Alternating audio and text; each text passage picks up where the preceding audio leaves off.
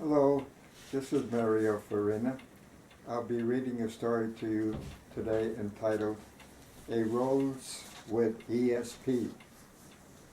This is a picture of the car on the front of the story. The story is available to be downloaded and read at smashwords.com, www.smashwords.com. It's free. While there, you'll see many other stories that are also available for you to read and download free. A Rose with ESP. When I jingle, I expect you to jangle. His tone was harsh, not at all consistent with the manner and auto even a Rolls Royce should speak to its owner. This was Henry the Rose speaking. I had purchased him in 1940 when I had become suddenly wealthy. Now, instead of my owning him, he had the gall to turn me around. This is a true story. I can't use the names of actual people, places, and things. I'm 99. In 1938, at age 21, I wrote a book called Gone with the Windless, which had caught the imagination of the English-speaking public. It sold countless millions of copies, and I became wealthy overnight beyond my most unrestrained aspirations. Millions of dollars flowed into my coffers. Money was coming in so fast, I had no expectation of understanding exactly how much. A movie with the same title as the book was filmed, and the money poured in even faster. It was only natural that I should want to purchase the best car in the world, as Rolls-Royce was claiming for its make. The picture on the cover is a photo of the car. It was built in 1939 by Rolls with a body by Garpers of Paris. I had a home built in Los Angeles for myself, my parents, and for my many servants. In the same picture you can see my home in the distance, as it was then. The home had a 3-car garage, and I remodeled it so that the Rolls could occupy a more prominent place. The garage was heated and had an early form of air conditioning. I loved the car and would often go to the garage just to sit in it and smell the marvelous odors that leather and walnut trim could yield. Whenever I drove the car, I felt as if I was taking a short trip to heaven. War came in 1941 and I volunteered. My family promised to give the car the best of care while I was away. I returned to the States in 1945 and eagerly opened the door of the garage, expecting to enjoy the vision of my beloved auto. There it was, as lovely as I remembered it. I entered and sat in the driver's seat, expecting to enjoy a first ride since returning home. It was then that I received a message from the car by thought transmission. "Not now, Robert," was the message. I thought my brain was playing tricks on me and attempted to turn the key of the ignition. I could not do it. "Not now, Robert," was the message repeated. "I need to be driven by a chauffeur." It was the Rolls. I realized it was the Rolls speaking to me. This was a car with the ability to communicate with me through thought transmission. Impossible, I thought. It was foolishness to believe this. "What you are thinking is right," a thought came back. "While you were gone, I thought myself ESP.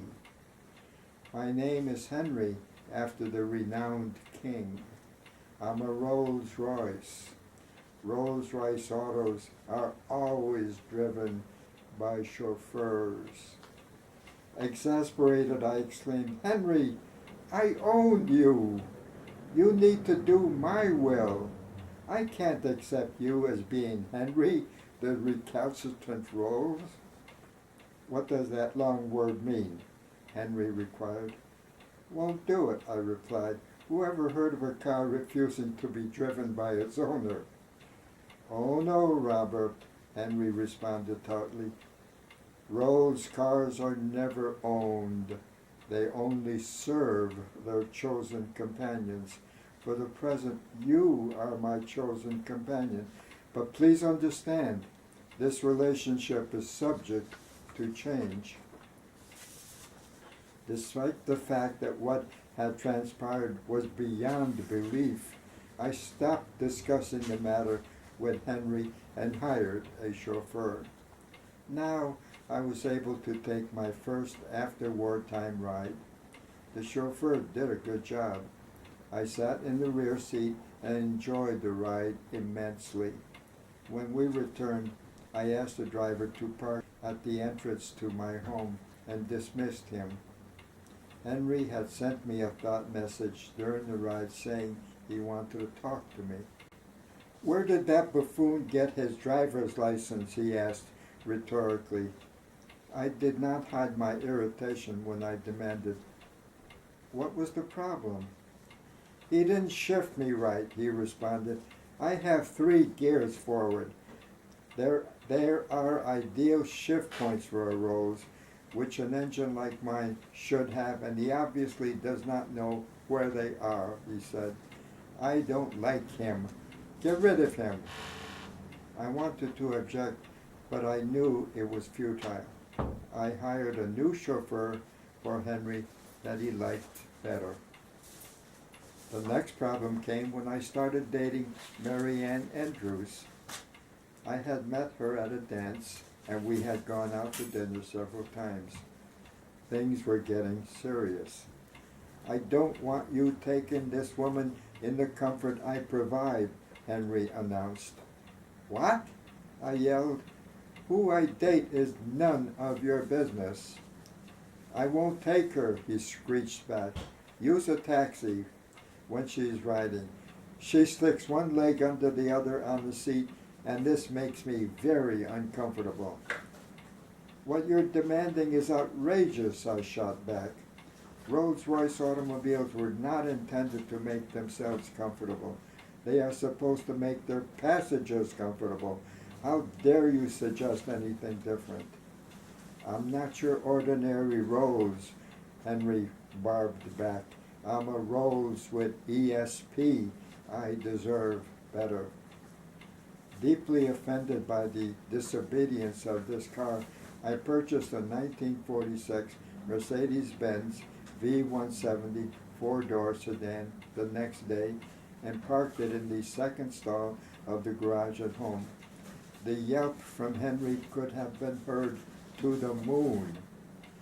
Never, never park an ordinary car next to me in my garage, Henry bellowed into my brain. Take that piece of junk out of here and park it where the sun doesn't shine, he yelled. You have a choice. It's either that thing or me. Choose.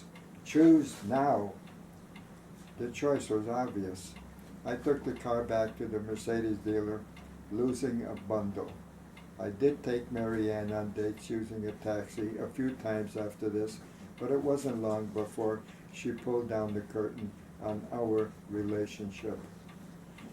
I had now just taken a dislike to Henry and decided to sell him.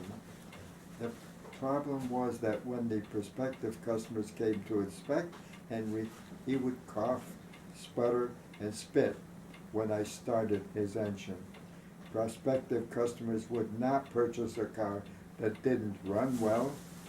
When I told Henry how furious I felt about his behavior, Henry retorted with the same level of anger he had displayed. I am a one-owner car, he asserted. This is my garage. I will not share it with any other car. This is the way it will always be. Accept what I'm saying as if it were written in the Bible. This statement was so forceful, I knew that Henry meant every word he was saying. I did not attempt to oppose him, but decided never again to ride in the Rolls. Many years have gone by. I bought a Ford and have driven ordinary cars since 1947. There is another garage on the property for those cars. I never wrote another successful book. Indeed, I never again wrote anything that could be defined as fiction. I got married, had children, grandchildren, and even great-grandchildren. My income has been limited to the royalties I still receive from Gone with the Windless. I'm in good health. I never answered Henry's last mental message. Henry is still in the garage, perhaps deteriorating from use. So far as I know, he may actually be enjoying his years of inactivity. Don't try to find out if he's available for sale. Even if he were, I could not, in all consciousness, wish to inflict him on some innocent victim. That's the story of the Rose with ESP. I hope you like the story. Tomorrow I'll tell you another. Thank you for looking. Thank you for listening. Bye-bye for now.